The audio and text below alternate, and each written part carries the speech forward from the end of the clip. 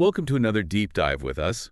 This time, we're going to be taking a look at James Clear's Atomic Habits. Have you heard of it? Oh, yeah, absolutely. Atomic Habits. It's a classic.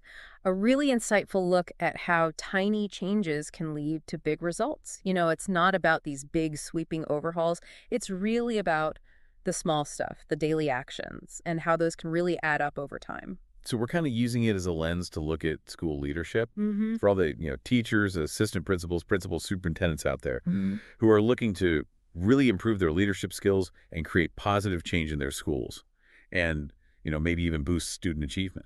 Yeah, I love that connection because I think Atomic Habits really aligns with the kind of long-term thinking that's so essential in education. Hmm. We're not looking for quick fixes here, right? Right. It's about building those solid foundations and understanding that real change takes time. Exactly.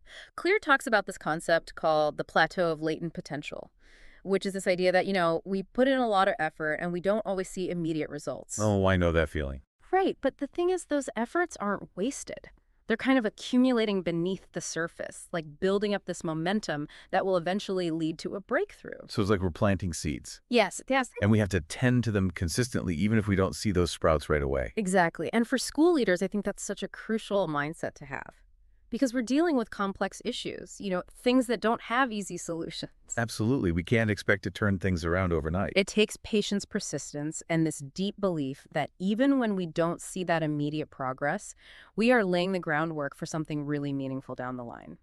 Okay, so we're talking about consistency and the power of small changes over time. But one thing that really resonated with me in Atomic Habits is the emphasis on identity. Clear argues that lasting change comes from shifting your identity, not just setting goals. So how does that apply to educational leaders?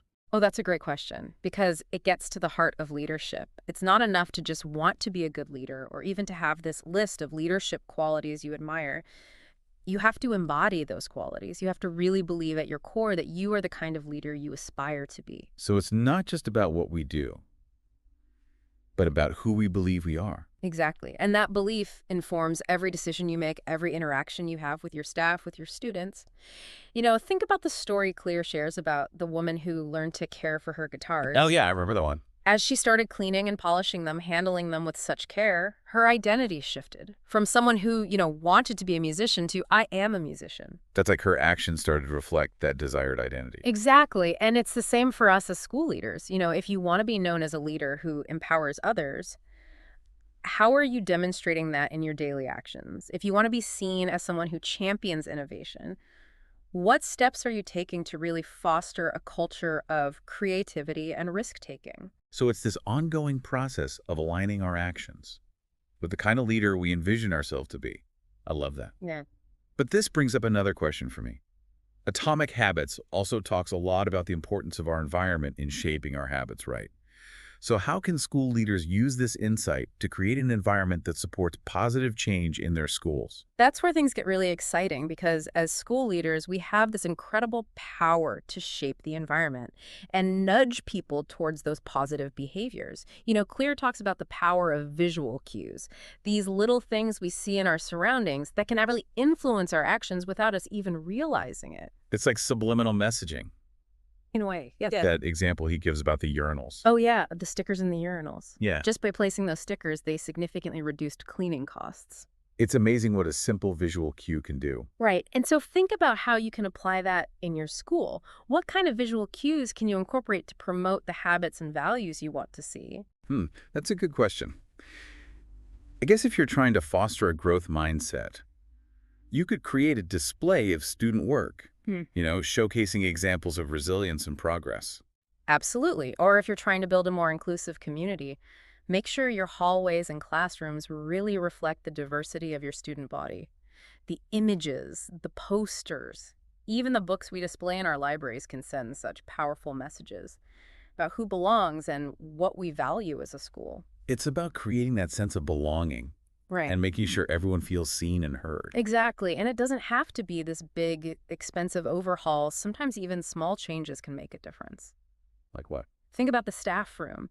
Is it set up in a way that encourages collaboration and informal interaction? Yeah, that's interesting. Or does it kind of isolate people? I see what you mean. Even something as simple as adding a comfortable seating area or a communal coffee station can make it more welcoming. Right. It's about creating that space where people want to connect and share ideas. Exactly. Now let's talk about the nuts and bolts of habit change.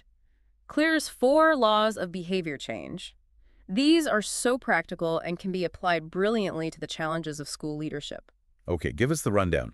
How can we as school leaders actually put these laws into action? All right, so the first law is make it obvious. This is all about creating clarity and reducing friction when it comes to starting a new habit.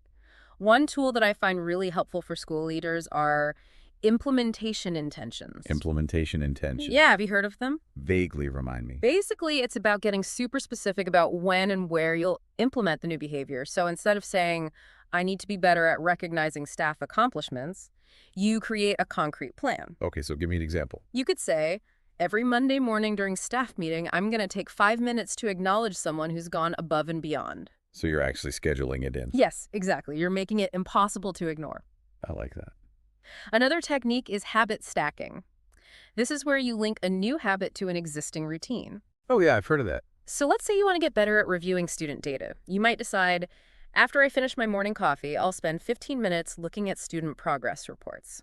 You're basically piggybacking the new habit onto something you already do consistently. Exactly. You're creating this domino effect of positive actions. Okay, so we've made the desired behavior obvious. What's the next step? The second law is all about motivation, make it attractive. The more appealing a behavior is, the more likely we are to do it. And this is where school leaders can get really creative. One technique Claire talks about is temptation bundling. Temptation bundling. It's where you pair something you need to do with something you want to do. Okay, I'm intrigued. Give me an example. Let's say a principal has to tackle a mountain of paperwork, something they're dreading. They could bundle that task with something enjoyable. Like, they might decide, once I finish these reports, I'm going to treat myself to an hour of reading time in the library, focusing on articles about educational innovation. So they're turning a chore into a reward. Exactly. Very clever. And don't underestimate the power of a positive school culture. When people feel valued, supported, respected, they're much more likely to engage in those positive behaviors. So it's not just about individual motivation. It's about creating this collective energy around positive change. Absolutely. Now, the third law is make it easy. This one's all about removing friction. The easier it is to do something, the more likely we are to do it right. Exactly. One strategy I love is the 2-minute rule. The 2-minute rule, that's a good one. How can we apply that to school leadership? Well, it's about breaking down complex tasks into smaller, more manageable steps. So instead of saying, I need to improve parent communication, you might start with something like, I'm going to draft one short positive message to send to parents this week. So tiny actions lead to big results. Right. And remember, environment design is key here. Think about the physical layout of your school. Are there designated spaces for teachers to collaborate? Are resources easily accessible? Even those small tweaks to the environment can make a big difference. It's about removing those obstacles and making it as easy as possible for people to do the right thing. Exactly. Okay, I'm ready for the fourth law. All right. The fourth law is all about the rewards. Make it satisfying. The more satisfying a behavior is, the more likely we are to stick with it. And this is where school leaders can play a huge role in creating a culture of positive reinforcement. So we're not just waiting for those big milestones to celebrate. We're finding ways to make the process itself rewarding. Exactly. Acknowledge and celebrate those small wins. Highlight individual and team contributions. Create a culture where people feel truly appreciated and valued for their efforts. It's about making those positive actions not just expected but enjoyed. Exactly. And another powerful tool is habit tracking. Encourage your staff to use simple tools like habit trackers or progress charts. I love those visual reminders of progress. They make it feel so tangible. It's like you can actually see yourself moving forward. Exactly. And it's a powerful reminder that even small actions, when repeated, consistently lead to big results. Now, I know what you're thinking. All of this sounds great in theory, but change is hard. There's going to be resistance. There are going to be times when motivation wanes. That's the reality of school leadership, right? Yeah. Exactly. How do we keep that momentum going when things get tough? When we hit those inevitable roadblocks. Well, that's where Atomic Habits really shines, because it gives us those practical strategies for navigating those challenges. One that I find super helpful is the idea of commitment devices. Commitment devices. Yeah, they're brilliant because they kind of tap into our tendency to act in ways that align with our public commitments. We're more likely to follow through on something if we've made a promise to others, Mm. or if there's a consequence for backing out. It's like we're holding ourselves accountable. Exactly. Yeah. So, can you think of how a school leader might use a commitment device? Let me think. Okay, what about a principal who wants to make sure they're prioritizing instructional leadership? Visiting classrooms, observing teachers, providing feedback. But their schedule is constantly getting hijacked by other demands. Oh, I know that struggle all too well. So how can a commitment device help? Well, instead of just hoping they'll find the time, they could actually schedule those classroom visits weeks in advance and even invite teachers to choose a specific time slot that works for them. So now there's a sense of obligation. Exactly. Canceling would mean not only disrupting their own schedule, but also disappointing the teachers they've committed to. It's a simple but powerful way to make those important activities non-negotiable. And it also sends a message to teachers that instructional leadership is a top priority. I love that.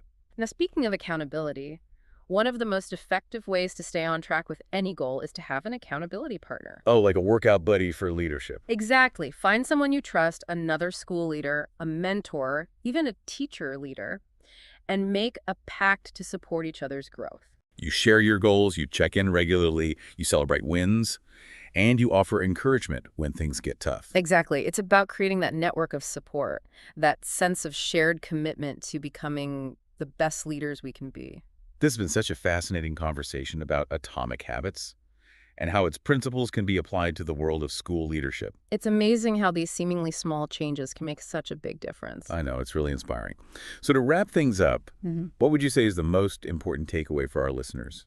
For me, it's that reminder that leadership isn't about these grand gestures or heroic efforts. It's about the tiny, consistent actions, the small shifts in our mindset and our routines that over time can transform a school. It's the power of the incremental. Exactly, and it all comes back to that core message of atomic habits. Success is the product of daily habits, not once-in-a-lifetime transformations. So we just have to keep showing up every day, committed to making those small improvements, knowing that they will eventually lead to extraordinary results. I couldn't have said it better myself. Well, we hope this deep dive has inspired you to think about those small changes you can make to become the leader you envision for yourself and for your school. And remember, you don't have to do it alone. Find your accountability partner, build that support system, and embrace the journey. Thank you for joining us, and we'll see you next time on The Deep Dive.